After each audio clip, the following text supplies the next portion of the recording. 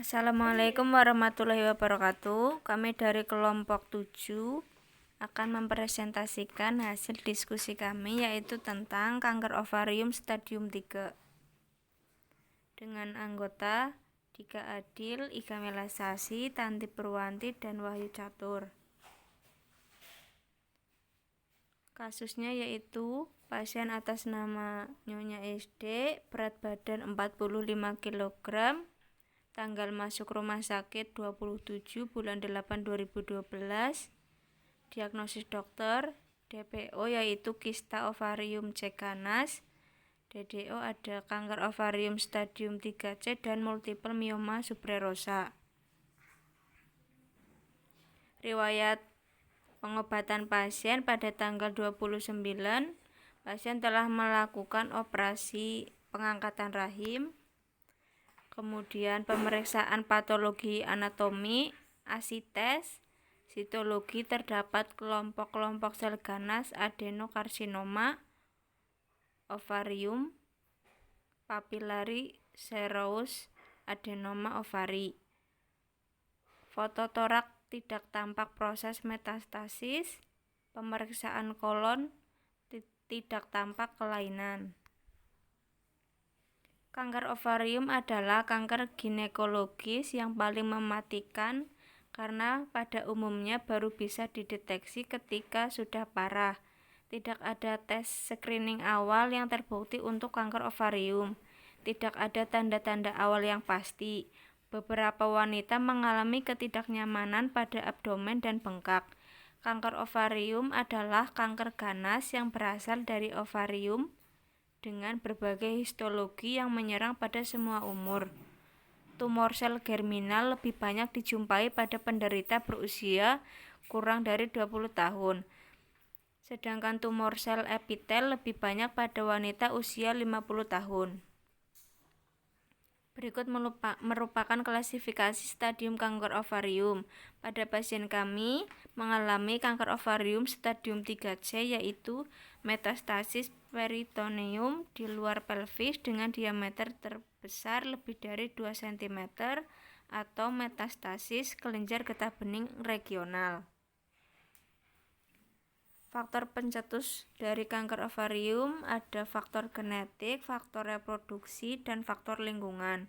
Pada faktor genetik, terjadi gangguan pembelahan DNA atau BRCA1 pada ovarium yang menyebabkan sel-sel berdiferensiasi abnormal dan terjadi proses displasia, hiperplasia, dan aplasia yang akan menyebabkan terjadinya tumor atau kista dan lama-kelamaan bisa menyebabkan kanker ovarium. Kemudian faktor reproduksi, terjadi gangguan hormon pengatur haid dan gangguan siklus ovulasi. Akibatnya sel telur gagal berevolusi dan menghasilkan hormon hipofisis abnormal sehingga terjadi penimbunan folikel dan gagalnya pematangan sel telur. Pathway dari stadium 3 kanker ovarium yaitu menyebar ke peritoneum sehingga menyebabkan asites, terjadinya kembung, flatus, nyeri tungkai, dan nyeri punggung yang akan mengakibatkan gangguan mobilitas fisik. Berikut merupakan tanda pemeriksaan klinik di mana pada tanggal 31 terjadi lemah pada pasien. Kemudian pada tanggal 2, 3, dan 4 pasien mengalami konstipasi. Berikut merupakan data laboratorium. Interpretasi data laboratorium. Pada tanggal 29, neutrofil pasien mengalami kenaikan yaitu 11% dari nilai normalnya 1,6 sampai 6,9. Hal ini menunjukkan pasien mengalami neutrofilia atau terjadinya infeksi bakteri. Neutrofil juga mencerminkan keadaan peradangan inang yang merupakan ciri khas kanker. Pada tanggal 29, pasien mengalami kenaikan trombosit yaitu 479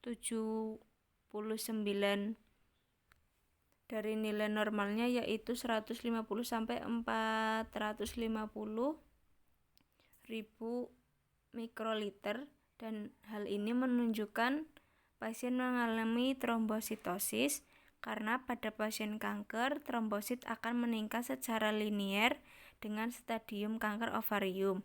Artinya semakin tinggi stadium maka trombosit akan semakin meningkat.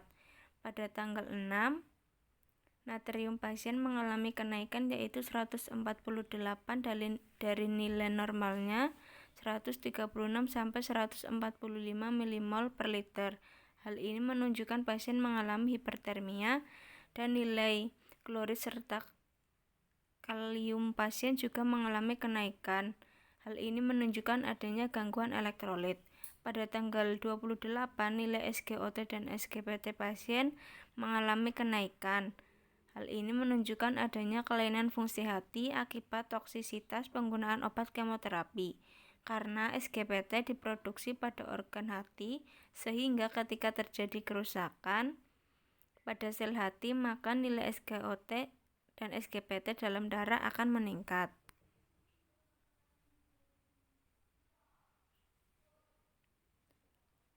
Masalah klinik pada pasien yang pertama yaitu ada kanker ovarium stadium 3C. Pasien didiagnosa oleh dokter terkena kanker ovarium stadium 3C. Dokter memberikan terapi paclitaxel dan karboplatin. Menurut kami, terapi ini sudah sesuai karena kombinasi paclitaxel dan karboplatin merupakan pengobatan lini pertama untuk kanker ovarium. Selain itu, kombinasi paclitaxel dan karboplatin juga dapat memperbaiki kualitas hidup pasien kanker ovarium. Resep dokter paclitaxel dan karboplatin, kesesuaian obat sudah sesuai.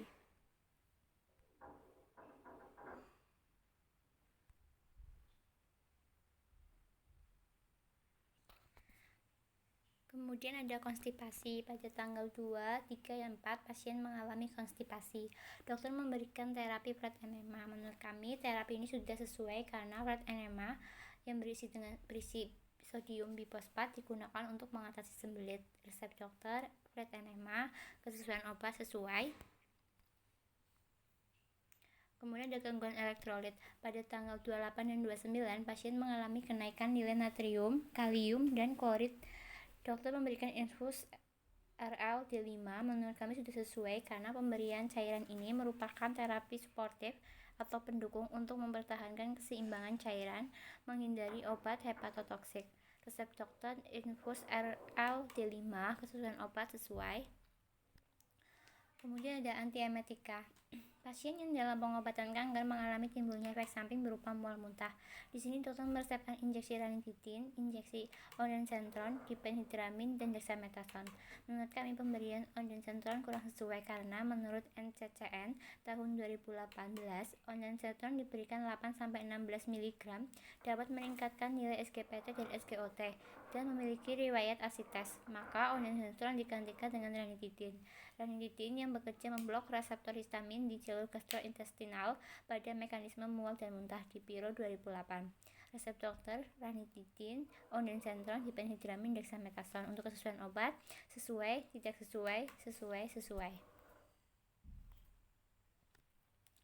Analisis kesesuaian obat. Yang pertama ada paclitaxel, dosis dari literatur 200 mg sampai 225 mg, dosis pemberian 239,57 mg, rekomendasi sesuai. Karboplatin 10 mg per mililiter, dosis pemberian 342,25 mg, tidak sesuai.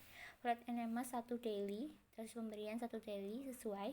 Diphenhidramin dosis dari literatur 25 mg, 50 mg, dosis pemberian 50 mg, sesuai. Ranitidin 250 mg per miligram, dosis pemberian 500 mg 3 kali sehari, sesuai. Dexamethasone dosis dari literatur 0,75 mg sampai 4 mg, dosis pemberian 20 mg, tidak sesuai. Ketorolac dosis dari literatur 30 mg, dosis pemberian 30 mg 3 kali sehari, sesuai. asam mefenamate 250 mg, dosis pemberian 250 mg sesuai DIH 2009. Drug interaction yaitu antara dexamethasone dan ketorolac. Efek interaksinya toksisitas gastrointestinal, farmakodinamik, penggunaan kombinasi kortikosteroid dan obat antiinflamasi non-steroid atau NSAID dapat meningkatkan potensi toksisitas gastrointestinal yang serius termasuk peradangan, pendarahan, ulserasi, dan perforasi. Manajemen interaksinya selama terapi bersamaan, pasien harus disarankan untuk minum obat dengan makanan dan segera melaporkan tanda dan gejala ulkus gastrointestinal dan pendarahan. Medscape 2020. Kemudian ada ranitidin dan ketorolac. Efek interaksinya yaitu mengakibatkan peningkatan atau penurunan konsentrasi plasma dengan farmakokinetik. Mekanismenya terkait dengan penghambatan metabolisme, perubahan pH lambung yang menurunkan absorpsi, dan berkurangnya eliminasi urin. Manajemen interaksinya, pemantauan klinis terhadap respon dan toleransi pasien dianjurkan. Medscape 2020. Terapi non-farmakologinya, makan dan minum sedikit tapi sering, hindari makan 1-2 jam sebelum dan sesudah kemoterapi, hindari makanan yang berbau, berminyak dan berlemak, pedas, terlalu manis, panas, sebaiknya makan makanan yang dingin dan tempatkan pasien pada ruangan yang sejuk. Lakukan relaksasi dan menonton televisi dan membaca, tidur selama periode mual yang hebat dan menjaga kebersihan mulut serta berolahraga.